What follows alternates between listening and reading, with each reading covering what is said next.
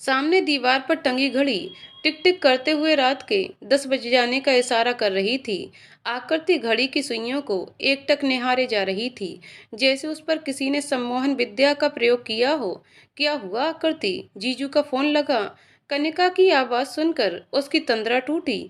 नहीं, जितनी बार भी कॉल किया एक ही जवाब आता है। जिस नंबर से आप संपर्क करना चाहते हैं वह अभी स्विच ऑफ है। हो सकता है जीजू को आज ही से काम करने के लिए कहा गया हो, इसलिए ड्यूटी टाइम उन्होंने अपना फोन स्विच ऑफ कर दिया होगा। एक बार कॉल करके बता नहीं सकते क्या, ये जानते हुए भी कि हमें उनकी फिक्र हो रही होगी। एक काम करते हैं, मसाबा कंपनी का ऑफिशियल नंबर गूगल सर्च करके कॉल करते हैं। वहां से कुछ ना कुछ तो पता चल ही जाएगा। तू रुक, मैं अभी ढूंढ के कॉल करती हूँ। कनिका नंबर ढूंढकर कॉल लगा देती है। 2 रिंग बजने के बाद ही उधर से फोन रिसीव होता है। हेलो, कौन? मैम, पता चला है कि आपकी कंपनी में कोई पोस्ट खाली है जिस पर आज किसी नए आदमी को काम पर रखा गया है। प्लीज आप उनसे हमारी बात करवा सकती हैं क्या? उनका फोन स्विच ऑफ आ रहा है। प्लीज मैम, उनकी बीवी आखिरी सांसें गिन रही हैं। Please please please ma'am. ये सुनकर आकृति उसे घूरने लगती है, जिस पर कनिका मासूम बच्चे जैसा मुंह बनाकर मोबाइल के स्पीकर पर हाथ लगाकर, सॉरी यार, तू घूर मत, इससे काम निकलवाने के लिए ये सब ड्रामे करने पड़ते हैं। फिर से वह फोन कान में लगाते हुए, हेलो, आप कब तक बात करा देंगी? मैम, पहले मेरी बात तो सुनिए। कब से आप बोले जा रही हैं? हमारी कंपनी में पिछले 1 महीने से किसी को भी कोई नया एम्प्लॉय नहीं आया है और ना ही कोई पोस्ट खाली है जिस पर किसी को रखने के लिए वैकेंसी निकाली गई हो। Okay, thank you. क्या कहा? कनिका नहीं में सिर हिलाते हुए, वहां तो पिछले 1 महीने से किसी को जॉब ही नहीं दी गई। मैंने तुझसे पहले ही कहा था कि वह जॉब के लिए नहीं किसी और मकसद से जा रहे हैं। उनकी झुकी नजरें इस बात की साफ गवाही दे रही थीं। आई एम सॉरी यार, शायद उस टाइम तुझे नहीं रोकना था। सब मेरी गलती के कारण हुआ है। अब मुझे मत रोकना। मैं धैर्य को ढूंढने जा रही हूँ, उसे वापस लेकर ही लौटूंगी। तू सुबह तक रुक जा यार, फिर हम सुबह 5 बजे से ही जीजू को ढूंढने के लिए चल देंगे। अगर तेरे जाने के बाद जीजू वापस आ गए और तेरे बारे में पूछने लगे तो मैं क्या कहूँगी? इतनी रात में तुझे क्यों जाने दिया? वो लौट आए तो मुझे कॉल कर देना, मैं वापस घर लौट आऊँगी। कैसे कॉल करूँगी? देख, तेरे मोबाइल में सिर्फ 5% बैटरी बची है। ऐसा कर, तू पहले फ़ोन चार्ज पर लगा ले, फिर चलते हैं। तू नहीं, केवल मैं जाऊंगी। तू यहाँ रहकर मेरी बेटी का ख्याल रखना। मैं जल्दी से थोड़ा फ़ोन चार्ज कर लेती हूँ। हाँ बाबा, जैसा तुझे ठीक लगे वैसा करना। देख, तेरा चेहरा कैसा पीला पड़ा हुआ है। मैं तेरे लिए पानी लेकर आती हूँ। आकृति जैसे ही पानी पीती है उसे उबासी आने लगती हैं। देखते ही देखते वह नींद की आगोश में चली जाती है। कनिका उसका सर उठाकर नीचे तकिया लगाकर उसके सर पर हाथ फेरते हुए बोली, मुझे माफ कर देना आकृति, लेकिन ये करना जरूरी था। तुझे इतनी सुनसान रात में अकेले नहीं जाने दे सकती थी। तू भले सुबह उठकर मुझ पर चीखे चिल्लाए, वो मैं सब सुन लूंगी, लेकिन तुझे कुछ हो जाता तो मैं अना और जीजू को क्या जवाब देती? आकृति की नींद सुबह 7 बजे खुली। उसे अपना सर कुछ भारी मालूम पड़ रहा था। तभी उसकी नजर बगल में लगे चार्जिंग में लगे फोन पर पड़ी, जिसे देखकर उसे कल रात की घटना याद आ गई। उसने सामने लगी घड़ी पर नजर डाली, जिसमें 7 बज रहे थे। वह एक झटके में उठ खड़ी हुई, जैसे किसी ने उसे बिजली का झटका दिया हो।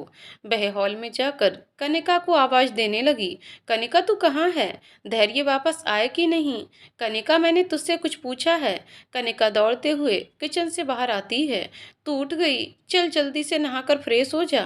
मैंने जो पूछा है पहले उसका जवाब दे। धैर्य वापस आए कि नहीं? नहीं, जीजू वापस नहीं आए और ना ही उनका कोई मैसेज या कॉल आया है। मैं रात में सो कैसे गई? तूने मुझे पानी पिलाया था ना? बोल, उस पानी में तूने क्या मिलाया था? हाँ, पानी में मैंने अर्जेंट नींद आने वाली मेडिसिन मिलाई थी। इसके सिवा तूने और कोई रास्ता ही नहीं छोड़ा था। इतनी रात में ढूंढने जाने की जिद किए जा रही थी। जीजू तो पहले से ही गायब हैं और तू भी चली जाती। भगवान ना करे तुझे कुछ हो जाता तो कैसे संभालती मैं अना को? सोचा है तूने? बस बिना सोचे समझे चिल्लाए जा रही है। अब जाकर नहा ले, फिर हम पुलिस स्टेशन पर एफआईआर दर्ज कराते हैं और फिर हम खुद भी जीजू को ढूंढने की कोशिश करते हैं। कुछ न कुछ तो पता चल ही जाएगा। आकृति बिना कुछ बोले नहाने के लिए चली जाती है। जब वह फ्रेश होकर शीशे के सामने अपने बालों में कंघी करने लगती है, तभी उसकी हेयर पिन अचानक से उसके हाथ से छूटकर फर्श पर गिर गई। उसे उठाने के लिए वह जैसे ही नीचे झुकी, बगल में रखे कबर्ड के पास उसे एक कागज का टुकड़ा नजर आता है, जो कई परतों में तहाया हुआ था। ये कैसा कागज पड़ा है? कहीं कोई जरूरी कागज तो नहीं?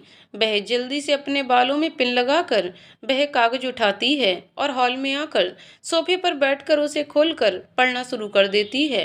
टेबल पर नाश्ता लगा रही कनिका ये क्या पढ़ने में लगी है? चल जल्दी नाश्ता कर ले, फिर हम निकलते हैं।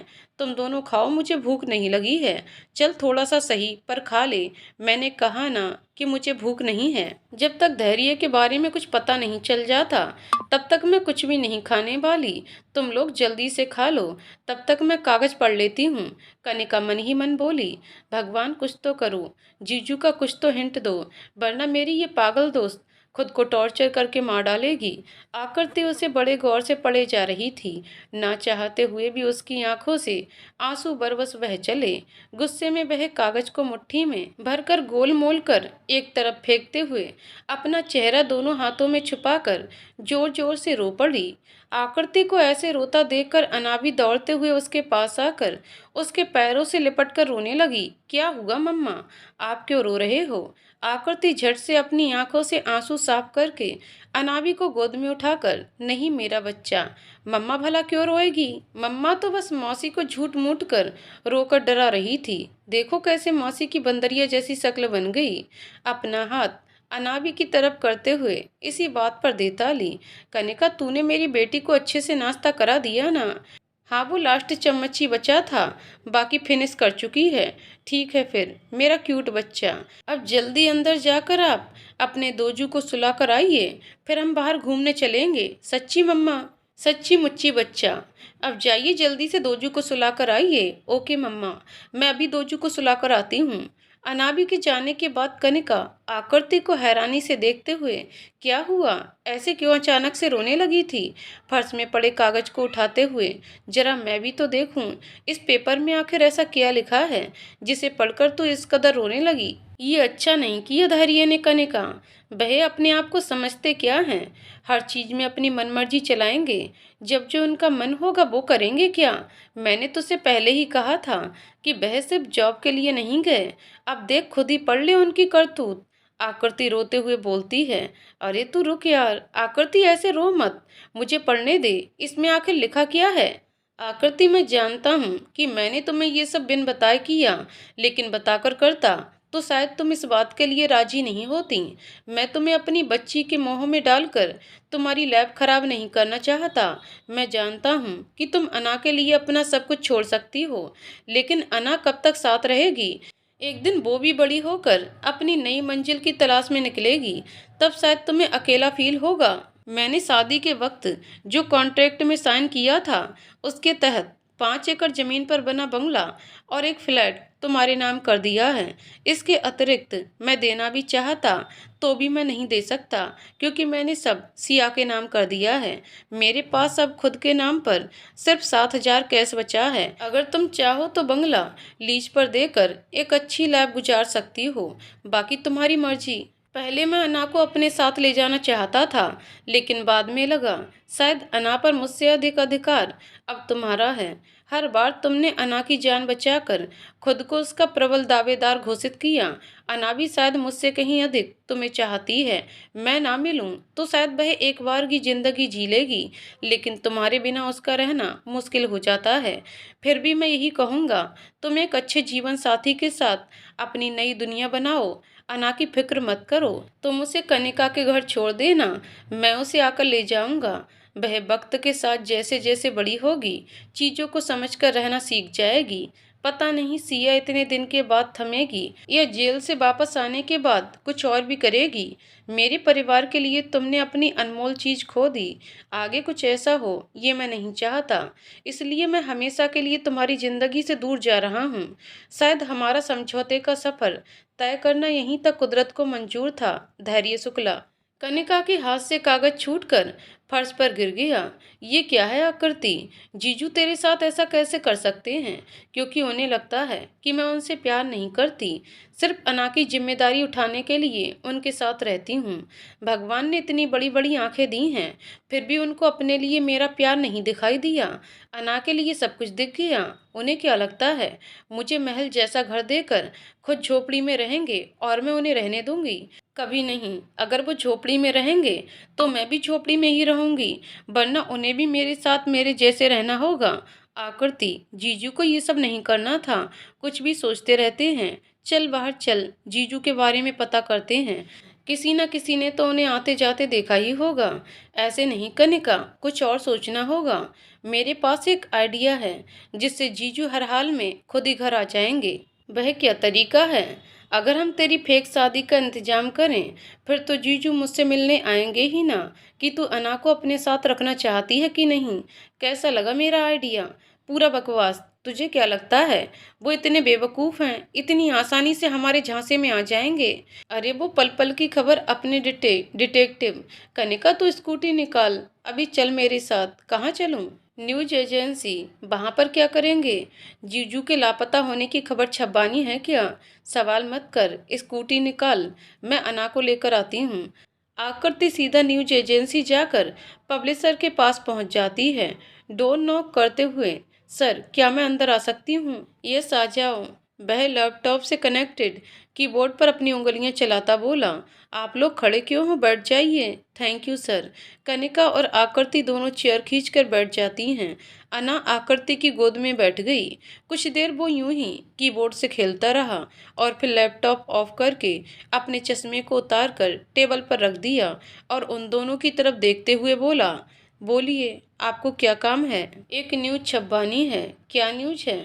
आकृति अपना मोबाइल उसकी तरफ करके, इस आदमी को जो भी 1 महीने के अंदर तलाश करके मेरे पास ले आएगा, उसे इनाम के 5 एकड़ जमीन पर बना बंगला दिया जाएगा।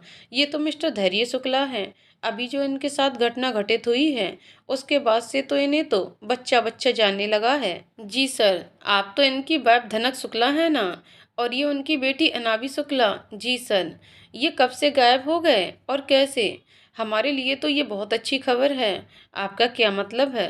पब्लिशर को अपनी गलती का एहसास होता है कि वह क्या बोल गया, तो वह नॉर्मल होकर बात घुमाते हुए बोला, मेरा मतलब है कि आप इतने बड़े लोग हैं, इतने न्यूज़ चैनल होने पर आपने हम पर भरोसा जताया। बताइए कब से लापता हैं? आकृति गुस्से से अपना हाथ उसकी टेबल पर पटकते हुए, जस्ट शट मिस्टर। आपको क्या लगता है आप फ्री फंड का मसाला बनाकर मेरे पति के बारे में अनाप शनाप लिखना चाहते हैं? सीधे से अगर आपको न्यूज चाहिए तो बोलिए, ऐसे घुमा फिराकर अपने न्यूज की साख बढ़ाने की कोशिश मत करना। चल कनिका, हम किसी दूसरे न्यूज चैनल वालों के पास चलते हैं। आई एम सॉरी मैम, नाराज मत होइए। बैठिए, हम कुछ गलत न्यूज नहीं छापेंगे। अगर कुछ गलत छपे तब आप कहना। बस थोड़ी न्यूज बड़ी हो जाती, लेकिन आप नहीं चाहती तो हम नहीं छापेंगे। बस इतना ही लिखेंगे, यहाँ के टॉप होटल्स मालिक धैर्य शुक्ला इतने दिन से लापता हैं। इन्हें इस पते पर ढूंढ कर लाने वाले को इनाम में 5 एकड़ जमीन पर बना बंगला दिया जाएगा। इतना सही है ना मैम? इसमें कोई दिक्कत नहीं होगी ना? आप मुझे अपना पता और फ़ोन नंबर सामने लगे नंबर पर सेंड कर दीजिए। जी कोई प्रॉब्लम नहीं, वो कल से गायब हैं। और हाँ, 1 महीने के अंदर ढूंढ कर लाने को पैसे मिलेंगे, ऐसा लिखिएगा। न्यूज़ पूरे फ्रंट पेज पर होनी चाहिए। इसके लिए आपको कितने पैसे चाहिए? इसके लिए आपको ज़्यादा पैसे देने होंगे। कितने? 2 लाख रुपया 1 दिन का। व्हाट? 2 लाख रुपया 1 दिन का देना होगा? कनिका आश्चर्यचकित होते हुए बोली, जी मैम, ये तो हद है यार। भलाई का जमाना ही नहीं रहा। जितना आप 1 दिन का मांग रहे हैं, उतना तो मेरी 4 महीने की कमाई होती है। मैम, हम तो कम ले रहे हैं। कहीं आप ऑनलाइन न्यूज वालों के पास गईं तो सेकंड में इतना चार्ज लेंगे? कोई बात नहीं सर, आप बस 1 दिन अपने अखबार में ये न्यूज छापिए। हम आधा घंटे में पैसे का इंतजाम करके वापस आपसे आकर मिलते हैं। मैम, न्यूज आपको कल के न्यूज़पेपर के फ्रंट पेज पर दिखाई देगी। आपको अभी आधे पैसे एडवांस में देने होंगे ताकि हम किसी और की न्यूज ना लें। रुक, मैं गूगल पे कर रही हूँ, बाकी कल न्यूज़ देखने के बाद कर दूंगी। कनिका अपना फ़ोन जीन्स की पॉकेट से निकालते हुए बोली, देखिए हो गया ना? जी आ गया। अगले दिन सुबह के 6 बजे आकृति सोफे पर बैठी किसी सोच में डूबी हुई थी और कनिका इधर से उधर चाय पीते हुए टहल रही थी। यार आकृति, ये न्यूज़पेपर वाला कब आएगा? कल ही मैंने इसको फोन करके बोला था सबसे पहले मेरे घर आकर पेपर दे। बैठ जा मेरी रेलगाड़ी। तुझे क्यों पेपर देखने की इतनी जल्दी पड़ी है? तू ढूंढ कर लाएगी क्या? अगर मैं ढूंढ सकती तो फिर क्या था? वैसे हम यहाँ बैठे क्यों हैं? चल हम भी जीजू को चलकर इधर उधर ढूंढने की कोशिश करते हैं। ऐसे हम कहाँ जाकर उन्हें ढूंढने की कोशिश करें बता? जीजू बोल रहे थे ना कि उन्हें उसकी कार वापस करने जाना है। क्यों ना हम उन्हीं के घर में जाकर देखें, क्या पता वहां से पैदल चलकर गए हों तो सबने देखा होगा। बेवकूफ लड़की, इनाम देखने के बाद अब कोई आदमी किसी दूसरे आदमी को इनकी खबर नहीं देगा, बल्कि सीधा इन्हें हमारे पास कॉल करेगा और लेकर हाजिर हो जाएगा। ये सब ठीक है। तूने कल कहा था कि हम आज नहीं कल पुलिस स्टेशन चलकर उनके गुमशुदगी की रिपोर्ट दर्ज कराएंगे। फिर हम कब चलेंगे? हम पुलिस की हेल्प लेंगे कनिका, लेकिन उसका तरीका कुछ अलग होगा। क्या तरीका? मैं कुछ समझी नहीं। आकृति उसे बताती चली जाती है, जिसे सुनकर कनिका एकदम से ताली बजाते हुए उछल पड़ती है। वाह यार आकृति, तूने क्या प्लान बनाया है? एकदम बोले तो इक्कास वाला। लेकिन तुझे इतना पक्का यकीन कैसे है कि ऐसा ही होगा? क्योंकि इतना कुछ होने के बाद उनके पास और कोई रास्ता नहीं बचा। जहां भी जाने की कोशिश करेंगे कैच कर लिए जाएंगे। जीजू ने कभी सोचा भी नहीं होगा जिसे वह अपनी गोद में जबरदस्ती उठाकर ले जा रहे थे। वह कोई और नहीं, विक्रम का बेताल है, जो एक बार पीठ पर सवार हो गया तो मरते दम तक पीछा नहीं छोड़ने वाला। हा हा हा। तभी मोबाइल की रिंग सुनकर कनिका जोर से चिल्लाते हुए, देख फोन आया, उठा जल्दी जल्दी करना और स्पीकर पर रखना। उठा रही हूँ बाबा, इतना चिल्ला मत। जी हेलो मैडम, अपन इन साहब को 24 घंटों के अंदर लेकर आपके पास हाजिर होता है। अपन के माल का कागज पत्तर एकदम फिट करके रखना। जी आप इन्हें हमारे पास लेकर आइए, प्रॉपर्टी के पेपर आपको अर्जेंट मिल जाएंगे। आकृति अपना फोन सोफे पर फेंकते हुए, काम की बात नहीं बकवास करने के लिए कॉल कर रहा कमीना। चल मैं किचन में जाती हूँ, अना के लिए कुछ खाने को बना दूँ। कोई कॉल आए तो उसे अटेंड कर लेना। ओके तू जा, तुझे क्या खाना है बता दे, ताकि तेरे लिए भी मैं साथ में बना दूंगी। मुझे कुछ नहीं खाना। क्यों नहीं खाना? जब तक तू नहीं खाएगी मैं भी नहीं खाने वाली। तू पागल वागल है क्या? वो मेरे पति हैं, लेकिन तू क्यों मेरे कारण भूख से मर रही है? क्योंकि मुझे मरने का शौक है बस। अब बहस नहीं, तुझे मेरी कसम। मैं पोहा बना ला रही हूँ, चुपचाप उसे खा लेना, वरना वह बाई पर देखा है तुझे उसी से धो डालूंगी। बड़ी आई नहीं खाना। देख तेरा न्यूज़पेपर आ गया, जा जल्दी लेकर आ, मुझे भी देखना है उसने कैसा छापा है। नहीं दिखाऊंगी, पहले अपनी कसम उतार। एक काम कर, सीढ़ी लेकर खुद ही नीचे उतार ले। मैं चली किचन में, बाय। मैं बाद में खुद ही न्यूज़पेपर देख लूंगी। रात के 1 बजे एक सुनसान एक चौराहे पर वहां आकृति बेहोश पड़ी थी। एक लड़की घुटनों के बल बैठकर उसका गाल थपथपाते हुए, इस लड़की को क्या हुआ है, उठना।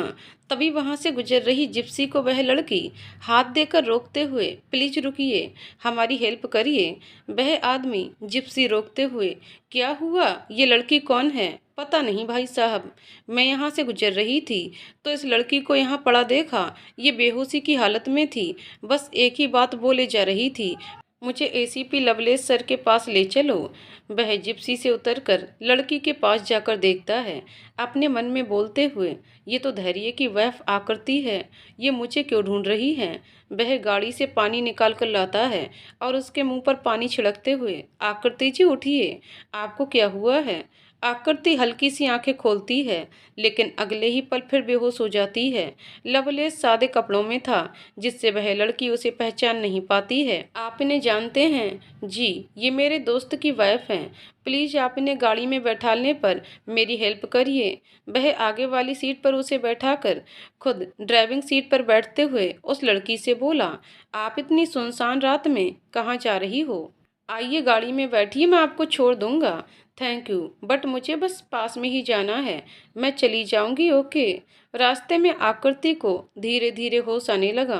वह अपनी आंखें खोलकर बड़बड़ाने लगी। कौन हो? मुझे कहाँ लिए जा रहे हो? उसको होश में देखकर लवलेश साइड में गाड़ी लगाकर, आकृति जी आप ठीक हैं? मैं एसीपी लवलेश आपको हॉस्पिटल लेकर जा रहा हूँ। हम पानी। वह जल्दी से पानी निकाल कर उसे देता हुआ, ये लीजिए पानी। थैंक यू सर, मुझे हॉस्पिटल नहीं जाना सर, मैं ठीक हूँ।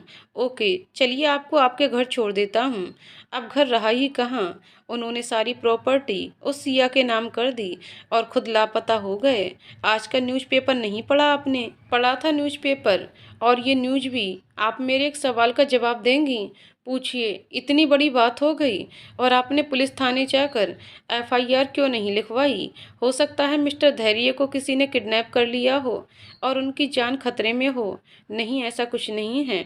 उन्होंने खुद मेरे लिए एक लेटर छोड़ा था जिस पर उन्होंने अपनी बातों के साथ घर छोड़ जाने का जिक्र किया है। बाकी आपको कैसे पता कि मैंने एफआईआर दर्ज नहीं कराई है? क्योंकि ये केस मैं हैंडल कर रहा हूँ। ऐसे में इनसे जुड़ी हर इंसान की खबर मुझ तक पहुँचती है। मैंने न्यूज़ देखने के बाद आपसे कांटेक्ट करने की कोशिश की, लेकिन किसी ने कॉल रिसीव नहीं किया। फिर मुझे अर्जेंट एक मीटिंग में जाना पड़ा। सोचा अब कल जाकर मिल लूँगा। वैसे आप इतनी रात में यहाँ सुनसान चौराहे पर क्या करने आई थीं? उन्हें ढूंढने निकली थी। जहाँ जहाँ उनके होने की गुंजाइश थी हर जगह पता किया, लेकिन किसी को कोई खबर ही नहीं थी। आपने इतना बड़ा इनाम देने की बात कह दी कि अब कोई ऐसे आपको बताएगा ही नहीं। जब किसी को इतना कुछ मिल रहा हो बताने में, तो वह फ्री में आपको कैसे बता देगा? वह खुद धैर्य को जैसे तैसे करके आपके पास ला नहीं खड़ा करेगा। आपने इतना बड़ा इनाम घोषित करके धैर्य के लिए बड़ी मुश्किल खड़ी कर दी है। अब हर कोई इनाम के लालच में आकर धैर्य को अपने साथ लाने के लिए मारामारी करेगा। ऐसे में उन्हें नुकसान हो सकता है। डोंट वरी सर, जो होगा देखा जाएगा। मुझे इससे अच्छा रास्ता कोई और नहीं दिखा। पुलिस करती भी तो क्या? अगर वह कह देंगे कि वह अपनी मर्जी से घर छोड़कर आए हैं, तो क्या पुलिस उन्हें जबरदस्ती मेरे पास लेकर आती? नहीं ना। आप तो एसीपी हैं, ये बात अच्छे से जानते समझते होंगे। जी आपकी बात बिल्कुल सही है। पुलिस किसी एडल्ट को ऐसे बिना उचित कारण के किसी काम के लिए फोर्स नहीं कर सकती। फिर भी आपको किसी प्रकार की मुझसे हेल्प चाहिए हो तो बेझिझक मेरे ऑफिस आ जाइएगा। वैसे आकृति जी, ऐसे हालात में वह अब या तो वेशभूषा बदल कर रह सकते हैं या फिर अपने किसी विश्वास पात्र इंसान के घर में। अब अचानक से ऐसे कुछ आपके किए जाने की कल्पना शायद ही उन्होंने की हो। इस हालत में वह सबसे पहले सेफ जगह ढूंढेंगे और फिर कुछ करने की सोचेंगे। आपको क्या लगता है वह सबसे ज़्यादा ट्रस्ट इस टाइम पर किस पर करते हैं? आई थिंक अविनाश सर पर करते हैं। ओह रुकिए, मैं अभी अविनाश से कॉल करके पता करता हूँ धैर्य वहाँ आए हैं या नहीं। रुकिए सर, आप फ़ोन मत करिए, क्या पता वहाँ पर वो मौजूद हों। आप प्लीज़ मुझे अविनाश सर के घर तक छोड़ दीजिए, मैं भी वहीं रहता हूँ। चलिए जल्दी गाड़ी में बैठिए। कुछ ही देर में दोनों अविनाश के घर में मौजूद थे। अविनाश सोफे पर लेटा कुछ पढ़ने में लगा था। लवलेश की आने की आहट सुनकर बैठते हुए, थोड़ा टाइम पर घर आया कर, वरना कल से सीधा दरवाजा लॉक कर दूंगा। कोई मेरी नींद में भंग डाले ये मंजूर नहीं। और इतनी रात को अपने साथ इनको लेकर यहाँ क्यों आया है? ये सब छोड़ अविनाश, पहले ये बता, इनके हस्बैंड यहाँ पर तेरे पास आए थे क्या? वो इसका पति है, तेरा नहीं। तू क्यों नाम लेने से इतना कतरा रहा है? तू बिल्कुल इंडियन वाइफ की तरह। बकवास छोड़ यार, इस टाइम मजाक नहीं, जो पूछ रहा वह बता। नहीं, यहाँ पर कोई नहीं आया, मैं ही अकेला सोफे पर लेटा मौज काट रहा हूँ। झूठ मत बोलिए अविनाश सर, टेबल पर दो खाली कॉफी मग और ये स्नैक्स केवल आपके नहीं हो सकते। आकृति चिढ़ते हुए बोली, क्यों देवी, मैं एक के बदले दो मग कॉफी नहीं पी सकता? आकृति दोनों खाली कॉफी मग उठाकर उनकी महक जानने की कोशिश करते हुए, जी नहीं, क्योंकि इनमें दोनों अलग अलग फ्लेवर की कॉफ़ी डाली गई थी। एक कॉफ़ी जो नॉर्मल है, दूसरी डार्क रोस्ट जो बहुत कम लोग पीते हैं। उनमें से एक हमारे धैर्य हैं। आप उससे बहस मत करिए, वह ऐसे कुछ नहीं बताएगा। आपके पास मिस्टर धैर्य की फ़ोटो है क्या? जी फ़ोन में है, मुझे निकाल कर दीजिए। लवलेश आकृति से फ़ोन लेकर पास में बैठे कुत्ते के पास जाता है और उसके सर पर हाथ फेर कर सामने धैर्य की फोटो दिखाकर बोला, डीजे, ये आदमी अभी यहाँ आया था क्या? डीजे जोर जोर से भौंकना शुरू कर देता है। फिर दौड़कर एक खाली कॉफी मग उठाकर लवलेश के सामने लाकर रखकर तेजी से पूंछ हिलाना शुरू कर देता है। लवलेश उसके सर पर हाथ फिराकर उसके माथे पर किस करता है। बेल्डन माय बॉय, बोलो अविनाश, कि अब ये डीजे भी झूठ बोल रहा? अरे यार, तुम तो बड़े हरामी निकले। डॉक्टर जमाल घोटा, सब कुछ उगल दिया। तुम अब भरोसे के काबिल नहीं हो। हाँ, धैर्य यहाँ आया था से आपका क्या मतलब है? अब मेरे हस्बैंड कहाँ गए? अविनाश सर, सच सच बताइए। जब आप दोनों ने इतना खुद से पता कर लिया है, फिर आगे भी खुद से जानकारी प्राप्त करिए। क्यों मेरी ईमानदारी का बंटाधार कराने पर तुले हैं? सच में अविनाश, तेरे जैसा पत्थर दिल इंसान नहीं देखा। मुझसे अब बात मत करना। कल को तुझे भी कभी भी ना इस हालात से गुजरना पड़ेगा, तब बताऊंगा। आकृति जी चलिए, हम पता तो लगा ही लेंगे। लवलेश गुस्से में बोला। आकृति लवलेश की गन लेकर अविनाश पर तानते हुए, आप मुझे बताते हैं या नहीं? चुपचाप बताइए, वरना धाएं एक गोली अपनी हथेली पर चला लेती है। आकृति जी, ये आप क्या कर रही हैं? प्लीज लाइए, मेरी गन वापस कीजिए। आप परेशान मत होइए, हम ऐसे भी धैर्य को ढूंढ ही लेंगे। नहीं एसीपी सर, पास मत आना मेरे, वरना अगली गोली मेरी कनपटी के पार होगी। आज या तो अविनाश सर मुझे धैर्य का पता बताएंगे, या फिर ये मेरे मरने की खबर उन्हें देंगे। मैं जानती हूँ आप काफ़ी चालाक और उस्ताद टाइप के इंसान हैं, लेकिन आज आपका कोई भी दांव काम नहीं आएगा। बोलिए अविनाश सर, क्या करना चाहते हैं? आपके पास सिर्फ 10 सेकेंड हैं। अविनाश उसकी आंखों में जुनून देखकर आश्चर्यचकित रह गया। वह जल्दी से बोला, 1 सेकेंड में बताता हूँ, कुछ करना मत। मेरा मुंह क्या ताक रहे हो, जल्दी से बताइए। 1 घंटे बाद उसकी अमेरिका के लिए फ्लाइट है। व्हाट? उनकी इस करतूत में आप भी शामिल हैं ना? अगर वो आज चले गए ना, तो याद रखना अविनाश सर, मैं भूल जाऊंगी कि आपने हमारे लिए कितना कुछ किया है। किसी को नहीं बख्शूंगी। आज मेरी मासूम बच्ची का सवाल है। आकृति जी चलिए, हमें फ्लाइट छूटने से पहले एयरपोर्ट पहुंचकर मिस्टर धैर्य को रोकना होगा। जी चलिए। उसके जाते ही अविनाश अपना मोबाइल निकालकर कॉल लगाते हुए, हाँ हेलो, देख मैंने कहा था ना कि देवी फुल ऑन फिदा हैं। वीडियो सेंड की है, देख लेना। चल फोन रखता हूँ, बाकी बच्चा खुच्चा आके बह कुछ समझा देगी। अविनाश मोबाइल टेबल पर रखकर सोफे पर वापस से पसर कर लेट जाता है और आंखें बंद कर कुछ देर पहले धैर्य से हुई मुलाकात को याद कर हंस पड़ता है। डोरबेल की आवाज़ सुन अविनाश दरवाजा खोलते हुए, मानव आ गए अपने प्राण पखेरु बचाकर। आओ अंदर आकर बैठकर स्वर्ग की अनुभूति प्राप्त करो। जी सर, काम हुआ? हो गया काम। सुबह 4 बजे की फ्लाइट है, तब तक बैठकर यहाँ मटर गश्ती काटो। थैंक यू सो मच, इस टाइम पर भी मेरी हेल्प करने के लिए। अपना थैंक यू छोड़ो, पहले ये बताओ, इतनी अच्छी फैमिली को छोड़कर मरघटवासी क्यों बनना चाहते हो, ये जानते हुए भी कि तुम्हारे बिना उनको कितना मुश्किलों का सामना करना पड़ेगा? कोई मुश्किल नहीं आएगी। मैंने धनक के नाम इतनी प्रॉपर्टी कर दी है कि वो आराम से अना के साथ लाइफ गुजार सकती है।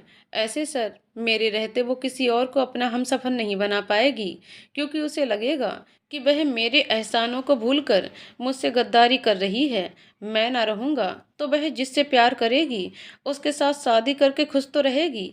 मेरे साथ तमाशे की शर्त भी। शादी में क्या मिला उसे? सिर्फ आंसू। अपना सबसे कीमती बच्चा खो दिया। सिर्फ कुछ महीनों में कितने दुख झेले हैं। बेटा जिससे वो प्यार करती है वही फर्राटे भर कर विदेश भाग जाएगा। फिर शादी कौन से जहन्नुम के आका से करेगी? नहीं सर, वो मुझसे प्यार नहीं करती, बस साथ रहने से थोड़ा लगाव है। बेटा 30 साल की उम्र में भी मेरी इतनी बूढ़ी नज़र हो चली है कि कौन कितने पानी में है, कैसे पानी में है, सब साफ तौर पर नजर आता है। जितना उसने किया और कर रही है, वह सिर्फ लगाव में कोई आकर नहीं करता है। उसने तुम्हें बचाने के लिए कितनी खाक छानी है क्या जानो। उसने हर वो मुमकिन कोशिश की जो वह कर सकती थी। उसने अपना बच्चा खोया किसके लिए? सिर्फ तुम्हारे लिए, कि अन्ना को बचा सके। अपना बच्चा खोने के बाद भी वह खुश क्यों है? बोलो। सिर्फ इसलिए ना कि वह तुम दोनों से भी प्यार करती है। इतनी प्रॉपर्टी एक झटके में इनाम में देने वाला बोल दिया। किसके लिए? सिर्फ तुम्हारे लिए ना। जिस इंसान को जिससे प्यार होता है वह उसके लिए हर हद से गुजर जाता है। अगर उसे प्रॉपर्टी से प्यार होता तो वह प्रॉपर्टी चुनती, तुम्हें नहीं। प्लीज सर, पहले ही मेरे लिए ये इतना मुश्किल काम लग रहा है। आप ऐसे बोलकर मेरी मुश्किल और मत बढ़ाइए, वरना मैं टूट जाऊंगा। माना वो प्यार करती भी है तो क्या सर? आपने देखा ना, कल कैसे सिया ने मुझ पर अटैक किया। अगर मैं अपने परिवार के साथ रहा तो वह उन पर भी हमला करेगी। इसलिए बेहतर यही है कि मैं उन दोनों को चैन से ही जीने दूं। प्यार तो कहीं ना कहीं तुम भी करते हो, साथ मिलकर कहीं ज्यादा अच्छे से बुराइयों से लड़ लोगे। वैसे जैसी तुम्हारी मर्जी। मर्जी, लेकिन याद रखना, वो बहुत शार्प माइंड लड़की है। मैं उसकी मदद नहीं भी करूंगा फिर भी वो तुम तक पहुंच जाएगी। आकृति और लवलेश दोनों एयरपोर्ट पहुंच चुके थे। आकृति जी, चलिए काउंटर में जाकर पता करते हैं। एसीपी सर, आप जाइए, जो भी कुछ पता चले आप मुझे कॉल कर देना। अगर मुझे पता चला तो मैं कर दूंगी। एक साथ ढूंढने से अच्छा अलग अलग रहकर ढूंढना सही रहेगा। ठीक है, आप बाहर देखिए, मैं काउंटर पर जाकर पता लगाकर कॉल करता हूँ। नंबर। आकृति एसीपी को अपना मोबाइल नंबर देते हुए, ये लीजिए मेरा नंबर, डायल कर मिस्ड कॉल करिए।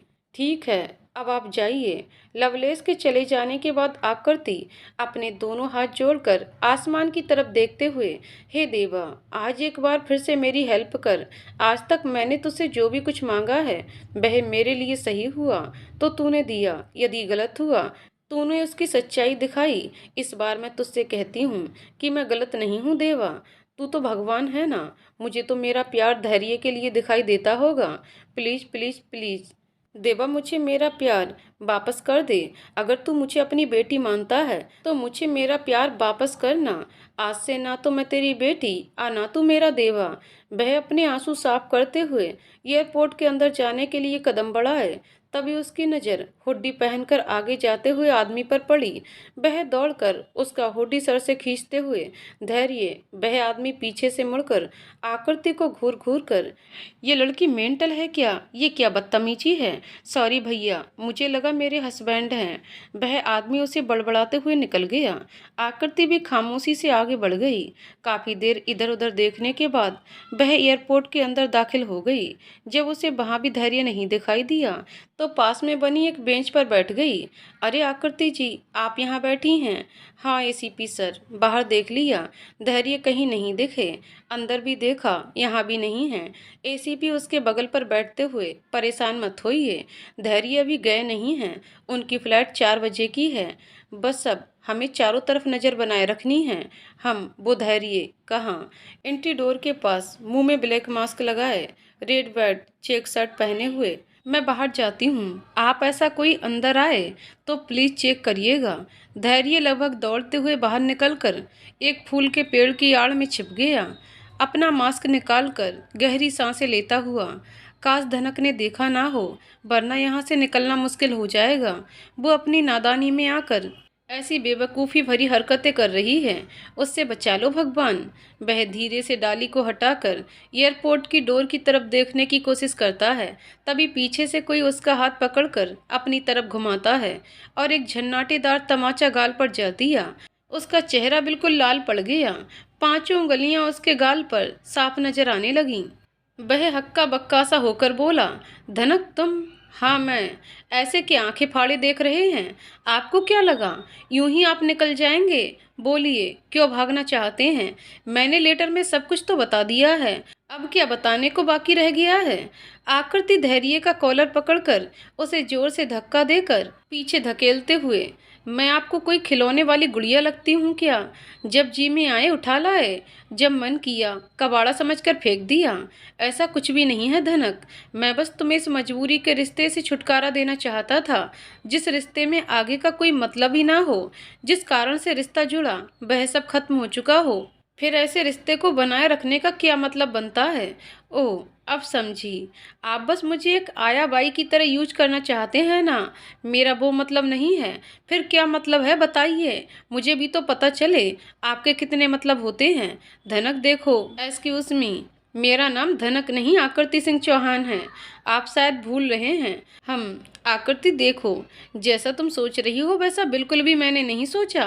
मैं बस चाहता हूँ तुम एक अच्छी लाइफ जियो, जिसमें सिर्फ खुशियाँ ही खुशियाँ हों, ना कि हर राह में मुश्किलें और बर्बादी। ये आप क्यों तय कर रहे हैं कि मेरी खुशी किस में है और बर्बादी किस में? ये सब मुझे तय करने दीजिए, तुम बेवकूफ़ी कर रही हो, मेरे और मेरी बेटी के चक्कर में पड़कर। अच्छा, और इस चक्कर में मुझे फांसा किसने था, मैंने या आपने? हाँ, मैं मानता हूँ कि मैं ही तुम्हें लेकर आया था, लेकिन उस टाइम इससे बेहतर कोई ऑप्शन था क्या? ओह अच्छा, अब मैं समझी। आपको मुझसे अच्छा कोई और ऑप्शन मिल गया है, इसलिए आपको मेरी कोई ज़रूरत नहीं रह गई। अब आप नए ऑप्शन के पास जा रहे हैं। जस्ट सेट अप धनक, बंद करो अपनी बकवास बातें और मुझे जाने दो। हाँ, क्यों नहीं, बिल्कुल जाइए। आखिर में आपने भी अपनी औकात दिखा ही दी। जैसे सूरज को नए नए जिस्मों का शौक था, वैसे अब आपको भी लग गया है। इसलिए आपको लगता है कि अब मुझे कोई नया ढूंढ लेना चाहिए। चटाक, आकृति को एक जोर का तमाचा मारकर धैर्य उसको अपने सीने से लगा लेता है। I love you so much आकृति। आकृति धकेल कर खुद से दूर करते हुए, अच्छा, फिर क्या मैं आपको जिस्म बदलने वाली लड़की लगती हूँ? छोड़िए मुझे, दूर हटिए।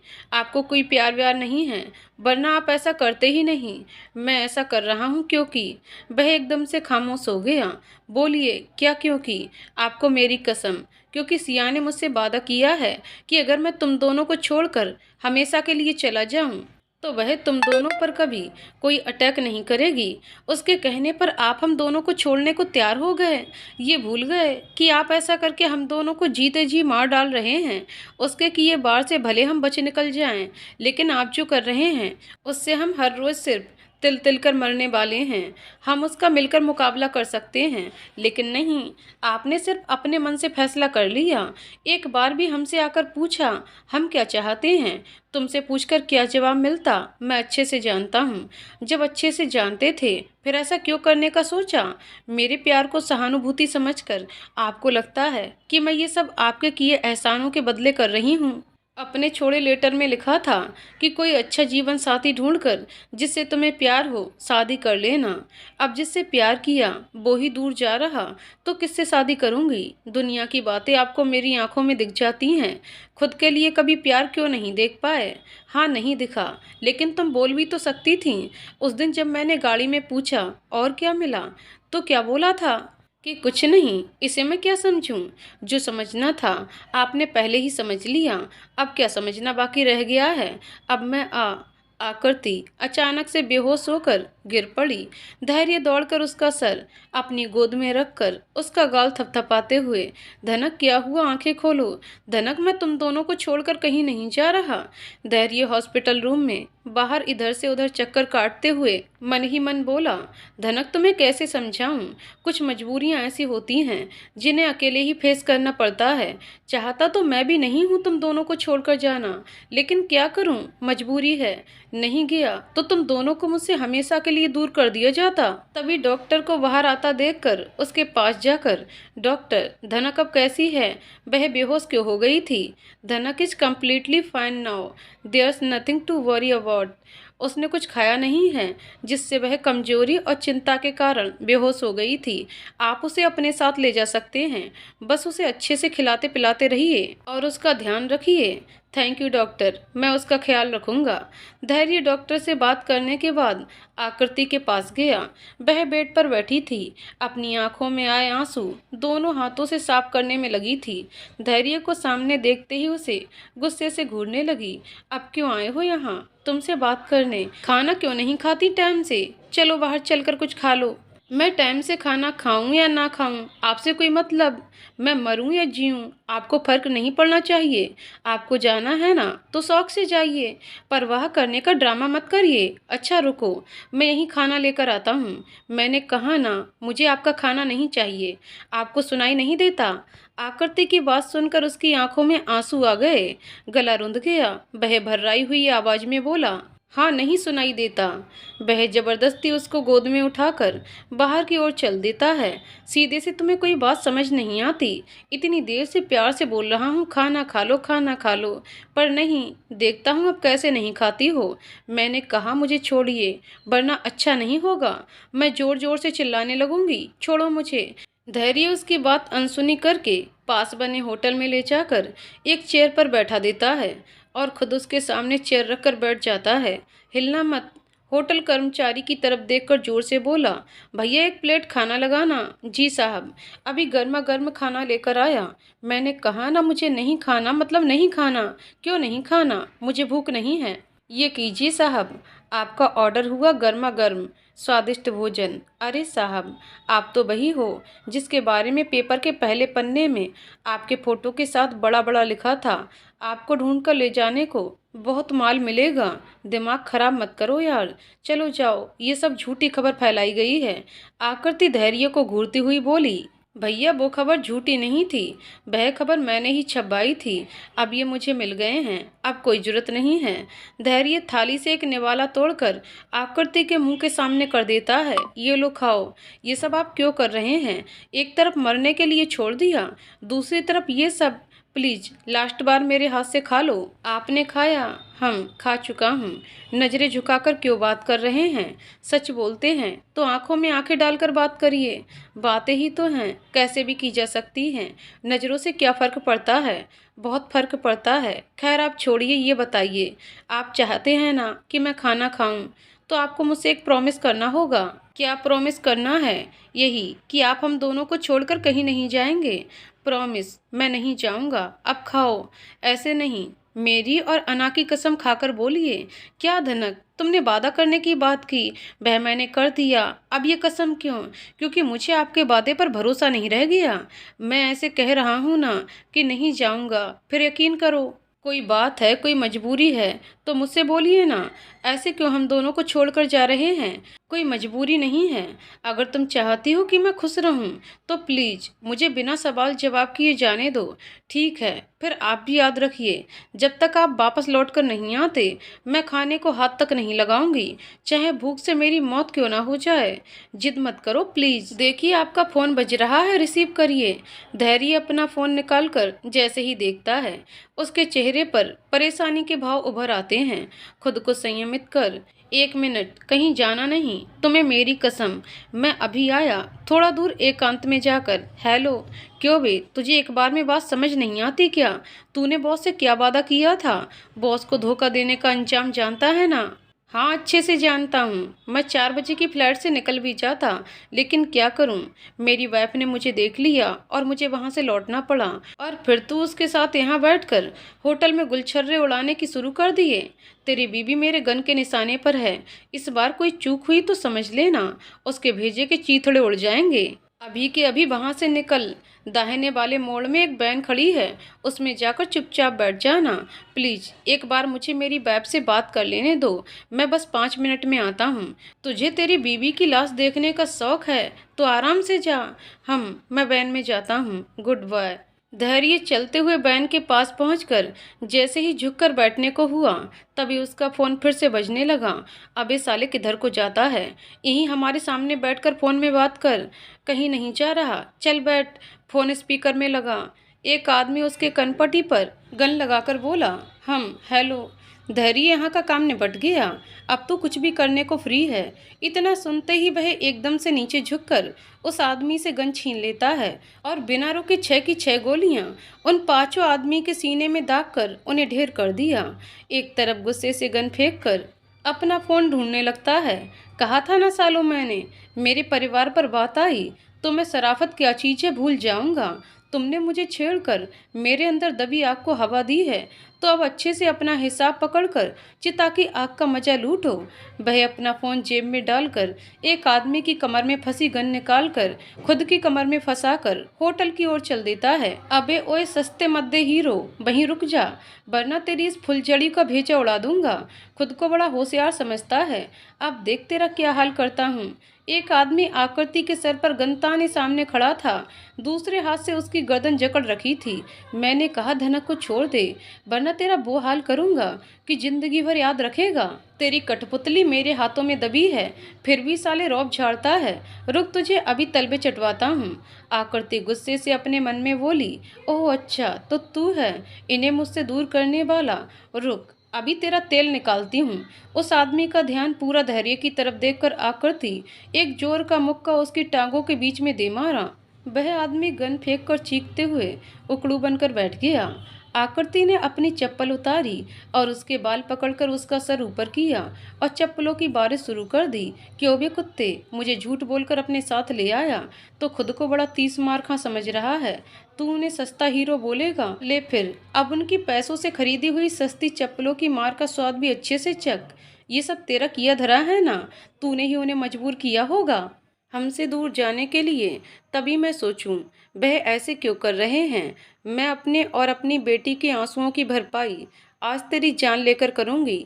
बोल कमीने, किसके कहने पर तू ये सब कर रहा है? तेरे बॉस का क्या नाम है? बहजी जान लगाकर आकृति को धक्का देकर भागने की कोशिश करने लगता है।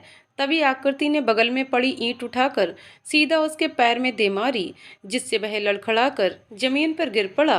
तभी उसे जमीन पर पड़ी गन दिखाई दी। वह झट से गन उठाकर आकृति की तरफ निशाना लगा, ट्रिगर दबाने की कोशिश करने लगा कि वहीं खड़ा धैर्य उस आदमी पर एक के बाद एक गोलियां चला देता है।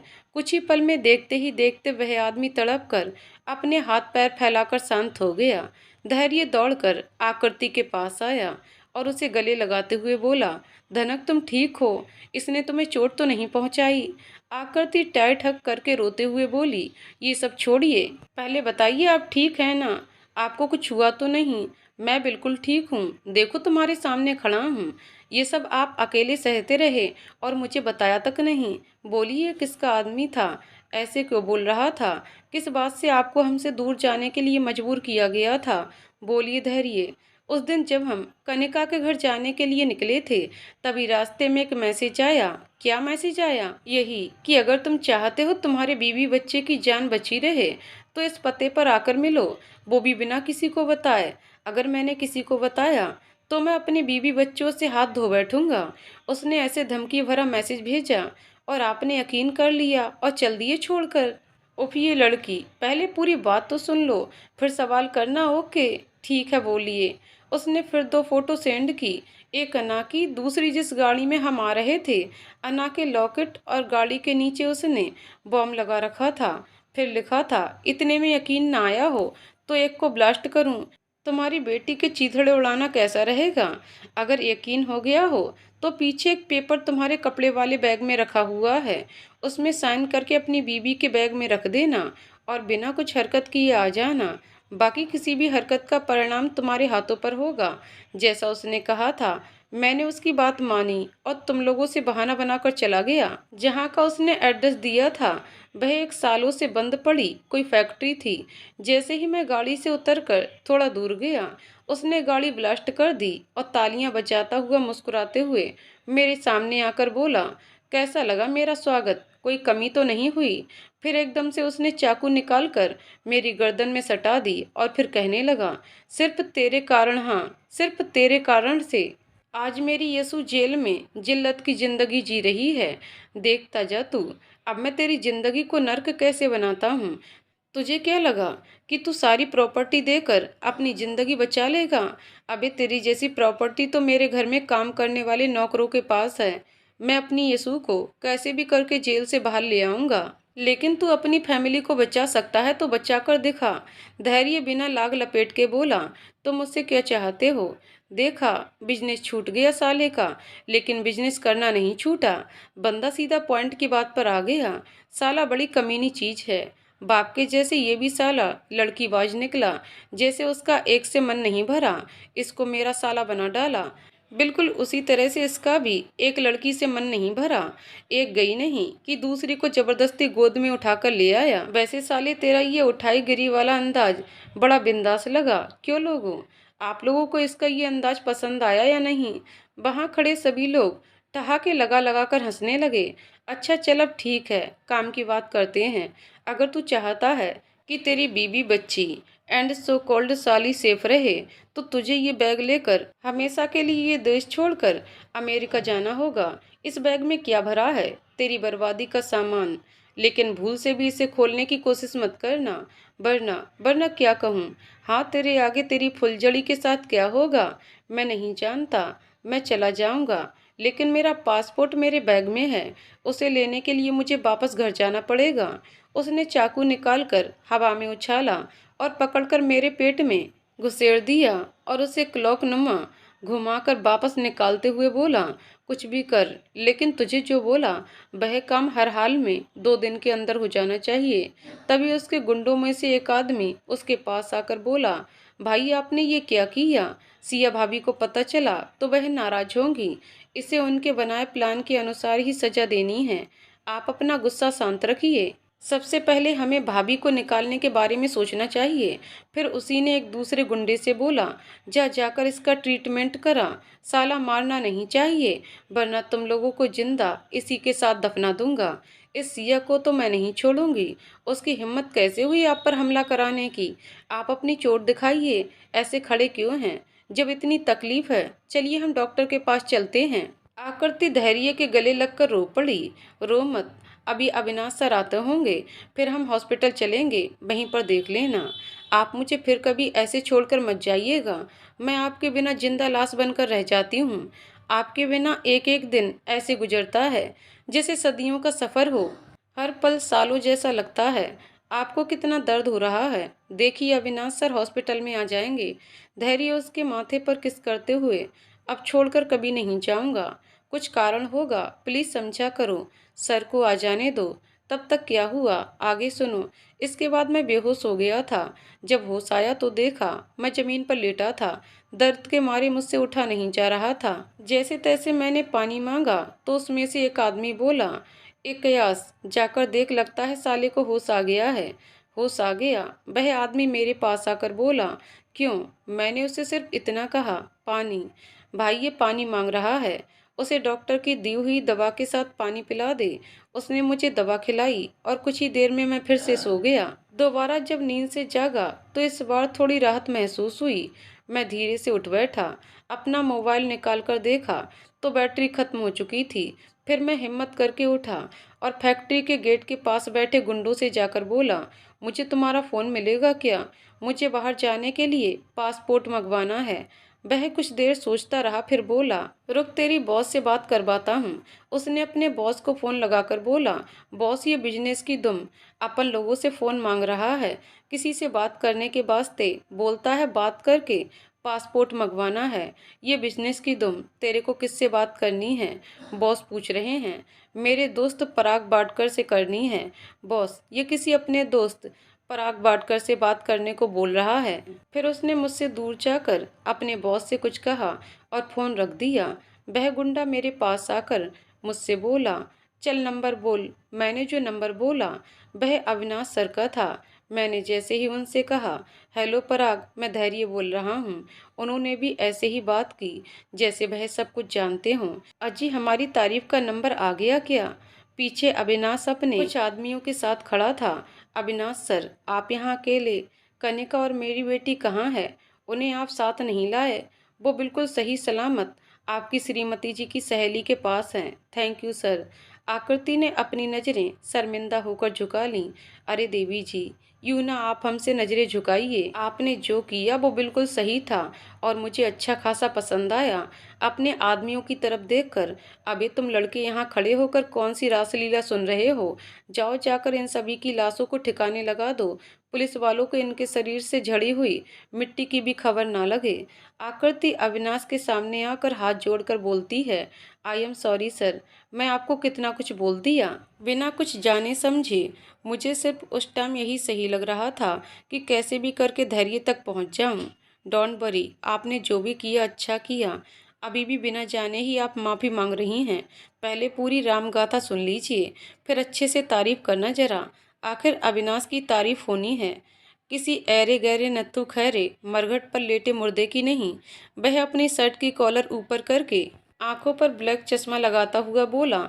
उसकी बात सुनकर आकृति और धैर्य दोनों हंस पड़े। हाँ तो हुआ कुछ यूं कि इन्होंने छल कपट का सहारा लेकर हमारे साथ संपर्क साधा, वो भी कुछ ऐसे। हेलो विष्णु पराग, हमने भी तपाक से अपनी धुन सुना दी। हाँ बोल धैर्य, क्या हुआ, किस लिए फ़ोन किया? कुछ नहीं, बस मेरा पासपोर्ट धनक के पास है, जरा उससे मांग के ला देना। लगता है तूने आज की ताज़ा खबर नहीं पढ़ी। अखबार के फ्रंट पेज पर तेरी फोटो छपी है कि तुझे ढूंढ कर लाने वाले को 500 गज का बंगला, ऐसा कुछ इनाम में मिलेगा। अब सच सच बता क्या बात है? प्लीज सवाल मत कर यार, कैसे भी करके तू ये पासपोर्ट ले आ, बिना धनक को पता चले। इस खबर से तो मेरा यहाँ से निकलना मुश्किल हो गया है। एक और काम कर दे यार, सुबह जल्दी की कोई फ्लाइट टिकट भी बुक करा देना।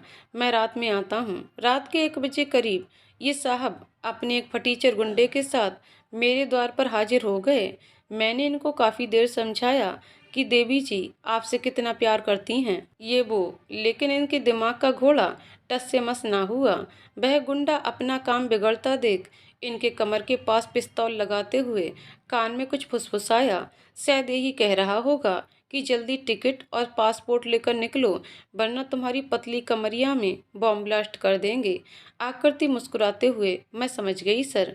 आपको कैसे पता चला कि इन्होंने मुझे ब्लैकमेल किया है? इसलिए मैं अपनी फैमिली को छोड़कर जा रहा हूँ। प्लीज़ सर, थोड़ा अच्छे से जवाब देना। ले लो भाई, अच्छे से जवाब ले लो। हुआ कुछ यूँ कि जब हम सब तुम्हारे वकील के पास पंचायत कर रहे थे, तभी एक बंदे पर मेरी नज़र गई, जो अपनी चील सी मोटी मोटी आंखों से हम सब पर कुछ अजीब सी नज़र गड़ाए हुए था। फिर क्या मैंने भी अपनी दृष्टि उस पर डाल दी और तुम्हारी गाड़ी का पीछा चुपके से करना शुरू कर दिया।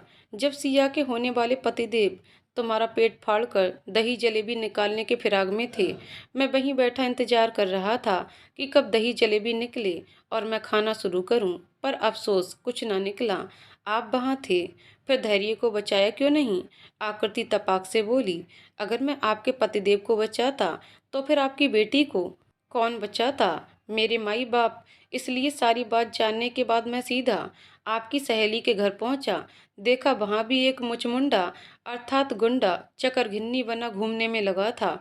फिर उसे टपका कर घर में घुसा और आप दोनों को क्लोरोफॉर्म सुंघाकर बच्ची को उठाकर हॉल में लाया और फिर शुरू हुआ मिशन बॉम्ब निकालो। वह उठी नहीं जब आप उसे लेकर आए।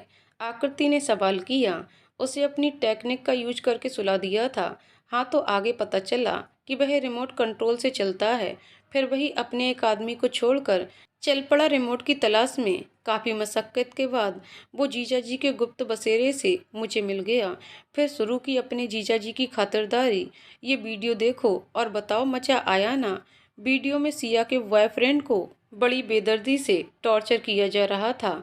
वो बार बार अविनाश के लड़के के हाथ जोड़कर छोड़ देने की भीख मांगने में लगा था। अब दूसरा मजा उसकी मासूका का लो। उसने लेडी जेलर को फ़ोन मिलाया। हाँ हेलो सुनीता जी, काम हुआ? हाँ अविनाश जी, हो गया। उस लड़की से बात कराऊं क्या? हाँ कराओ। 5 मिनट बाद फ़ोन में आवाज़ सुनाई देती है। ये लड़की फ़ोन पकड़, कोई तुझसे बात करना चाहता है।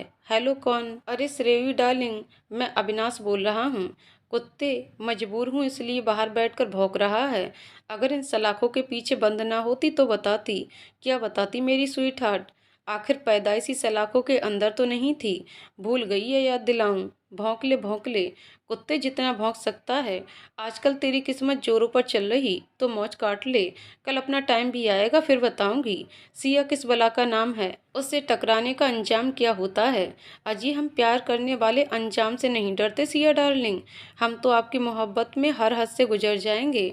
अविनाश तेरी अक्ल की दाद देती हूँ। आखिर तूने बड़े ही चालाकी से जैक को अपने जाल में फंसाकर मेरे सारे रास्ते बंद कर दिए। तुझे खेल खेलना तो बड़े अच्छे से आता है कि कौन से मोहरे को दबोच लेने से सामने वाला बिल्कुल निस्तेज हो जाएगा। लेकिन तूने मेरे जैक को टॉर्चर करके सारी हदें पार कर दी हैं। अब तू सिया से बच के रहना। उससे लाख गुना तड़पा के ना मारा तो मेरा नाम श्रेयांका नहीं। ये दौर तेरा है, एक दौर मेरा होगा। मैं फिर से एक बार वापस आऊंगी। इस बार उस धैर्य के लिए नहीं, इस बार तेरा काल बन के लौटूंगी अविनाश। कानून की ये सलाखें श्रेयांका को ज्यादा दिन तक अपने पीछे कैद नहीं रख सकती। इसी के साथ फोन कट जाता है। अब तक खामोशी से बातें सुन रहा धैर्य बोला। ये लड़की तो हद से ज्यादा खतरनाक लगती है। अभी तक मेरे पीछे पड़ी थी, अब आपसे टकराने का बोल रही। अविनाश मुस्कुराते हुए, डोंट वरी धैर्य, मेरे हर क्लाइंट का दुश्मन ऐसे ही उसका पीछा छोड़कर खिड़खिड़ाते हुए मुझसे टकराने की हाँकने लगता है। इन शब्दों को सुनने की मेरे कानों को काफी आदत पड़ चुकी है। सिया एक रूखी झाड़ी नुमा हो चुकी है, जो सिर्फ खुद जलकर दूसरे को जला सकती है। इसके सिवा उससे कुछ और उम्मीद लगाना व्यर्थ होगा। आकृति को सोचते हुए बोली, कहा ना मैंने, अब आप दोनों को परेशान होने की जरूरत नहीं है। आप दोनों फिर से एक नई जिंदगी की शुरुआत कीजिए। अविनाश आकृति की बातों का जवाब देते हुए बोला। हाँ तो चलिए ना, जब तक गाड़ी आगे बढ़ेगी नहीं तो फिर नई जिंदगी कैसे शुरू करूँगा। आप यहाँ खड़े होकर पंचायत किए जा रहे हैं। धैर्य तपाक से बोल पड़ा। अच्छा बेटा, काम होते ही मेरी बातें पंचायत लगने लगी। मिलो शहर के बाहर, देख रहे हो भगवान, हम मासूम लोगों की दीन दशा। गाड़ी में बैठ जाने के बाद आकृति बोल पड़ी। एक बात समझ नहीं आई, जब वह लेटर धैर्य ने नहीं लिखा था, फिर उसकी हैंडराइटिंग कहाँ से आ गई। धैर्य यार, तुम्हारी देवी जी इतना क्यों हाथ धोकर मेरे पीछे पड़ गई हैं। कैसे झेलते होगे यार, इतना तो साला पुलिस दिलचस्पी नहीं लेती। देवी जी, ऐसे काम करने में हम जैसे लोग काफ़ी माहिर होते हैं। जो भी ऐसा काम करता है वह पहले से ही ऐसी मामूली स्किल्स सीख लेता है ताकि जब काम पड़े तो उसका बखूबी इस्तेमाल किया जा सके। जब हम सब वकील के यहाँ से बाहर निकले थे उतने में ही वह वकील को धमकाकर सब कुछ जान लिया। उसी टाइम चटपट लिखकर गेम खेल गया। बाकी मैं बता दूं, उसने बॉम्ब तब फिट था जब तुम दोनों घर पर थे। धैर्य मुस्कुराते हुए बोला। एक काम करिए, आप धनक को अपने साथ अपने ऑफिस में काम पर रख लीजिए, फिर आपको पता चलेगा मैं इसे कैसे झेलता हूँ। देखना एक दिन आपका पूरा ऑफिस भी लापता हो जाएगा और आप सब उसे ढूंढते घूमते फिरोगे। आकृति धैर्य के सर पर चपत लगाते हुए, ज्यादा मत उड़िए वरना आपको भी लापता कर दूंगी। चलिए डॉक्टर से बोलकर पूरे 100 इंजेक्शन लगवा दूंगी और हाँ बोल दूंगी कि इन्हें नीम की चटनी के साथ करेले की सब्जी खाने की सजा दें। आए बड़े, लापता हो जाएगा। उसकी बात सुनकर दोनों हंस पड़ते हैं। 1 साल बाद सुबह के 5 बजे आकृति की नींद खुली तो देखा बेड पर से धैर्य और अना दोनों गायब हैं। वह जल्दी से उठकर रूम के बाहर आकर आवाज लगाती है। अना बेबी, आप कहाँ हैं। मम्मा मैं यहाँ हूँ, देखो मम्मा आई एम रेडी। अना आंखों में मोटा सा काजल लगा टेढ़ी मेढ़ी 2 चोटी बांध कर स्कूल ड्रेस में खड़ी थी। आकृति ने अपने सर पर हाथ दे मारा और हंसते हुए बोली, अरे वाह मेरा बच्चा, आज खुद से तैयार हुआ है, वो भी इतनी सुबह सुबह। किस कारण से, आज कोई स्पेशल डे है क्या। नहीं मम्मा, मुझे पापा ने तैयार किया है। बोले बेटू, अब से मैं ही रोज आपको रेडी करूँगा, मम्मा को तंग मत करना। अच्छा मेरे बच्चा, आपके पापा किधर हैं। मेरे अना बच्चा का गर्मा गर्म स्वादिष्ट नाश्ता तैयार है, चलो जल्दी से नाश्ते की टेबल पर बैठ जाओ। धैर्य टेबल पर नाश्ता रखता हुआ, अरे धनक तुम उठ गई। हाँ उठ गई, और आपके कारनामे भी देख लिए। मेरी बच्ची का आपने ये क्या हाल किया है, बिल्कुल कार्टून बनाकर रख दिया। आपने उसकी आंखों में काजल लगाया है या फिर हाईवे बना दिया। चोटी को देखो, एक भारत में बंधी है तो दूसरी पाकिस्तान जा रही है। हाँ तो क्या हुआ, आज के टाइम में फैशन के नाम पर सब कुछ चल जाता है। आप तो दूर ही रहना मेरी बच्ची से। मेरी फूल सी बच्ची को बिल्कुल जोकर बना के रख दिया है। वैसे आज सुबह सुबह ये सब करने का भूत कहाँ से सवार हो गया। भूत नहीं सवार हुआ, मैं बस नाबालिग से काम नहीं कराना चाहता हूँ। ओए, मैं आपको नाबालिग लड़की दिखती हूँ। नहीं यार, वो जो तुम्हारे पेट में उछल कूद कर रहा वो तो नाबालिग है ना। क्या बोलेगा पैदा होकर। मेरे बाप ने मेरा ख्याल नहीं रखा। तुम चलोगी तो उस बेचारे को भी चलना पड़ेगा, ऊपर से ये किचन की गर्मी, उफ क्या कहें। हे भगवान, कैसा पति दिया है, कोई ऐसी बातें भी सोच सकता है। मुझे आज पता चला। चलिए ये सब छोड़िए, जाकर तैयार हो जाइए। पता नहीं नाश्ता बनाया है या भारत का नक्शा, कुछ पता ही नहीं चल रहा। ओए मेरी खाने की बुराई मत करो, मैं मस्त खाना बना लेता हूँ। पोहे का एक बैट जैसे ही अनाबी खाती है, जीभ निकालते हुए, मम्मा गंदा है पानी मम्मा। आकृति उसकी बात सुन के हंस पड़ती है।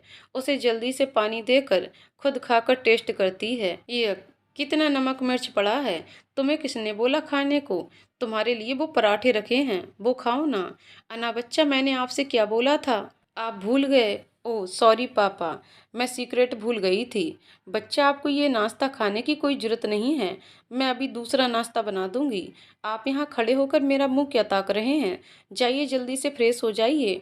और हाँ सुनिए, आज से किचन में दिख मत जाइएगा, पता नहीं क्या हाल किया होगा किचन का। जाता हूँ, मेरी बात ध्यान से सुनो। देखना मैं जल्द ही खाना बनाना सीख लूँगा, फिर देखता हूँ तुम कैसे मेरे नाबालिग बच्चे को तंग करती हो। हाँ ठीक है, चलो ना बच्चा, आप रूम में जाकर पढ़ाई करिए, मम्मी अभी आती है। आकृति किचन में जाकर सबसे पहले धैर्य का फैलाया हुआ सारा कचरा साफ करती है, फिर नाश्ता तैयार कर अनाबी के पास जाती है। वह उसको तैयार करके वापस आकर देखती है। धैर्य अपना बनाया हुआ पोहा खाने में लगा था। ओह तेरी, ये तो सच में बड़ा बेहुदा बना है। कैसे कोई इसे खा सकता है? बड़ा तीखा है। मैं कहाँ जाऊँ? कहीं मत जाइए, चुपचाप बैठकर मेरी बनाई हुई खिचड़ी खाइए। उसे तुम पैक कर दो। फिलहाल मुझे जल्दी निकलना है, वरना खूसट बॉस 100 बातें सुना देगा। ऐसा क्या सुना देगा? आपका ऑफिस सुबह 8 बजे से है ना? यार समझा करो, आज ऑडिट है। बॉस ने 1 घंटे पहले आने को कहा है। अब मैं मालिक नहीं, एक साधारण सा एम्प्लॉय हूँ। अब मुझे भी औरों के जैसे बॉस की बात माननी पड़ेगी। हम ठीक है, मैं पैक कर देती हूँ। सुनो, ज़्यादा उछल कूद मत करना, आहिस्ता आहिस्ता चलना, अपना अच्छे से ख्याल रखना, खाना टाइम से खाना। अना बच्चा, अपनी मम्मी का ख्याल रखना, उन्हें ज़्यादा तंग मत करना। जाइए जल्दी से, आप बालकनी से देख कर आइए आपकी बस आई कि नहीं। ओके पापा। उसके जाते ही धैर्य आकृति की तरफ देखकर अपने गाल पर उंगली रखकर किस करने का इशारा करता है। लाओ मेरा रोज का बूस्टर डोज जल्दी से। धनक मैम। आकृति किस करते हुए, आप नहीं सुधरेंगे। धैर्य आकृति के पेट में किस करते हुए बोला, मम्मा को काम मत करने देना मेरा क्यूट बेबी, शाम को मिलता हूँ, बाय। पापा भी बस अभी नहीं आई। धैर्य उसके सर पर किस करके, कोई बात नहीं मेरा बच्चा, आ जाएगी। बाय बच्चा, अपना ख्याल रखिएगा, आराम आराम से बाइक चलाना, और हाँ, खाना टाइम पर खा लेना। आकृति ऊंची आवाज में बोली। ओके धनक, बाय। धैर्य के जाते ही आकृति कुछ सुनहरे ख्वाबों में खो जाती है। मंदिर में 7 फेरे लेकर धैर्य आकृति की मांग में सिंदूर डालते हुए, आज से पूरी तरह मन वचन कर्म से तुम्हें अपनी पत्नी स्वीकार करके तुम्हारे मांग में ये सिंदूर डालता हूँ। आई प्रॉमिस यू, आज के बाद कभी भी तुमसे कुछ नहीं छिपाऊंगा, न ही तुम्हारे सिवा किसी और के बारे में सोचूंगा, और न ही तुम्हारी आंखों में कभी आंसू आने दूंगा। मेरा आज भी तुम हो, और आने वाला कल भी सिर्फ और सिर्फ तुम होगी। मैं भी अपने इष्ट देवता विघ्न विनायक गणेश जी के सामने शपथ लेकर कहती हूँ, मैं भी हर हाल में सिर्फ और सिर्फ आजीवन आपकी बन के रहूंगी।